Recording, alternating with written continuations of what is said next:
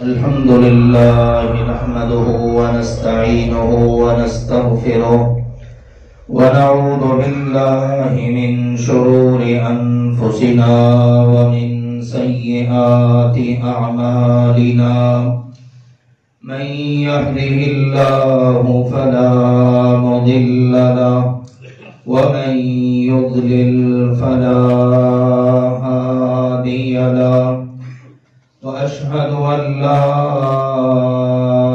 إله إلا الله وحده لا شريك له وأشهد أن محمدا عبده ورسوله أما بعد فإن خير الحديث كتاب الله وخير الهدي هدي محمد صلى الله عليه وسلم وشر الأمور محدثاتها وكل محدثة بدعة وكل بدعة ضلالة وكل ضلالة في النار.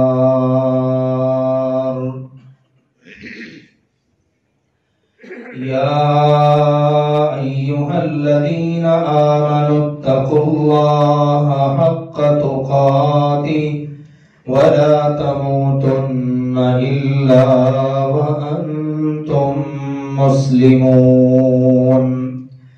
يا أيها الناس اتقوا ربكم الذي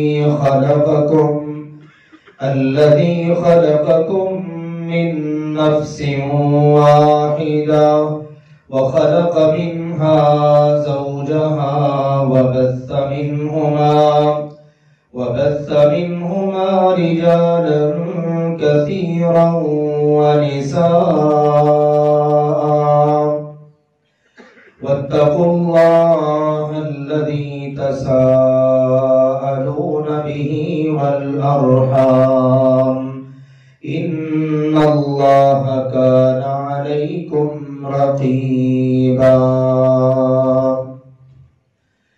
يا أيها الذين آمنوا اتقوا الله وقولوا قولا سديدا يصلح لكم أعمالكم ويغفر لكم ذنوبكم ومن يطع الله ورسوله فقد فاز فوزا عظيما.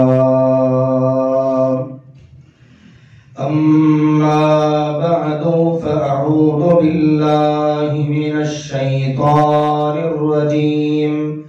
بسم الله الرحمن الرحيم. وَلَقَدْ خَلَقْنَا الْإِنسَانَ وَنَعْلَمُ مَا تُوَسْوِسُ بِهِ نَفْسُهُ وَنَحْنُ أَقْرَبُ إِلَيْهِ مِنْ حَبْلِ الْوَرِيدِ إِذْ يَتَلَقَّى الْمُتَلَقِّيَانِ عَنِ الْيَمِينِ وَعَنِ الشِّمَالِ قَعِيدٌ ما يلفظ من قول إلا لديه رقيب عتيد. وجاءت سكرة الموت بالحق ذلك ما كنت منه تحيد. ونفخ في الصور ذلك يوم الوعيد. وقال سبحانه وتعالى إنما يوفى الصابرون أجرهم بغير حساب. اللہ سبحانہ وتعالی نے ارشاد فرمایا انما یوفی الصابرون اجرهم بغیر حساب. در حقیقت صبر کرنے والوں کو ان کا اجر بے حساب پورا پورا دیا جاتا ہے۔ انسان کی زندگی میں بعض اوقات خوشیاں آتی ہیں اور بعض اوقات غم، بعض اوقات آسانیاں ہوتی ہیں اور بعض اوقات مشکلات۔ کبھی انسان صحت سے سرشار ہوتا ہے اور کبھی بیماری اور لاچاری سے دوچار ہوتا ہے۔ یہ اللہ سبحانہ و تعالی کے کام ہیں، اور اس کا یہ ضابطہ اصول ہے کہ تلک الایام نداولها بین الناس، کہ اللہ تعالی اپنے بندوں کے دلوں کو، ان کے ایام کو اللہ پھیرتا رہتا ہے۔ کبھی انسان کی نگاہ میں اچھے دن آ جاتے ہیں اور کبھی برے۔ یہ ساری اللہ سبحانہ و تعالی کی تقسیم ہے۔ ایک مسلمان کے لیے تلقین یہ ہے کہ اگر اس کی زندگی میں اچھے دن آئیں تو اللہ ذوالجلال والاکرام کا شکر ادا کرے، اور یہ ایک مومن مسلمان کی ادا ہے۔ اور اگر اس کی زندگی میں کبھی برے دن آ جائیں تو پھر اس کو چاہیے کہ صبر کرے، اور اس صورت میں بھی وہ اللہ ذوالجلال والاکرام سے اجر حاصل کرے۔ یہ ایک مسلمان کی ادا ہے۔ اسی تناظر میں اہل علم نے شکر کو اور صبر کو ملا کر مکمل دین قرار دیا ہے کہ انسان اگر شکر والی زندگی گزارے، اللہ کی نعمتوں پر اور آزمائشوں پر صبر کرے، تو یہ ایک مکمل دیندار آدمی ہونے کی علامت ہے۔ اللہ سبحانہ و تعالی ہم سب کو ان عظیم صفات سے متصف فرمائے، اور ہمارے لیے نمونہ وہ اللہ کے پیارے بندوں کی زندگیاں ہیں۔ گزشتہ جمعے میں آپ نے ایک حدیث سماعت کی کہ اللہ ذوالجلال والاکرام بندے کے ایمان کے لیول کے لحاظ سے اللہ اس پر آزمائش اتارتا ہے۔ جو بندہ ایمانی لیول میں جتنا اونچے مرتبے پر فائز ہوگا، اس کو اتنا ہی زیادہ آزمائشوں سے، امتحانات سے گزرنا پڑے گا۔ عام طور پر بھی ہم اپنی زندگی میں دیکھیں، ایک بچہ وہ ہے جو پرائمری میں پڑھ رہا ہے، مڈل میں ہے، میٹرک میں ہے، ان سب کا امتحان کا لیول بالکل مختلف ہے۔ جو سوالات میٹرک والے بچے سے ہوں گے وہ پرائمری والے سے نہیں ہوں گے۔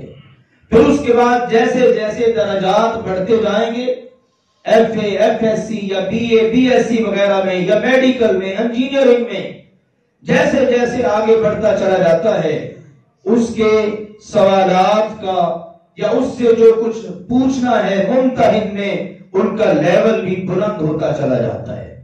بالکل اسی طرح جب ایک مسلمان آدمی، مومن آدمی، اس کا اگر ایمان کمزور ہے، اللہ اس حساب کی آزمائش ڈالتا ہے، اور جتنا ایمان مضبوط ہوتا چلا جائے گا، اللہ ذوالجلال والاکرام اسی قدر آزمائش اور امتحانات سے گزارتا ہے۔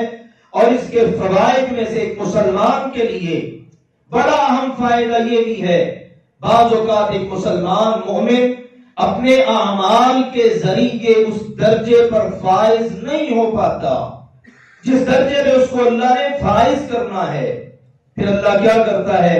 اللہ کوئی تکلیف دے دیتا ہے، کوئی آزمائش، کوئی امتحان آ گیا، کوئی پریشانی آ گئی، اس کی بدولت بھی اللہ ذوالجلال والاکرام اپنے اس مسلمان مومن بندے کو اس بلند درجے پر فائز کر دیتا ہے۔ اس لیے کبھی آزمائشوں سے دل برداشتہ ہو کر بے صبری نہیں کرنی، اللہ کی ناشکری کے کلمات نہیں، اللہ ذوالجلال والاکرام کو ناراض کرنے والی باتیں نہیں۔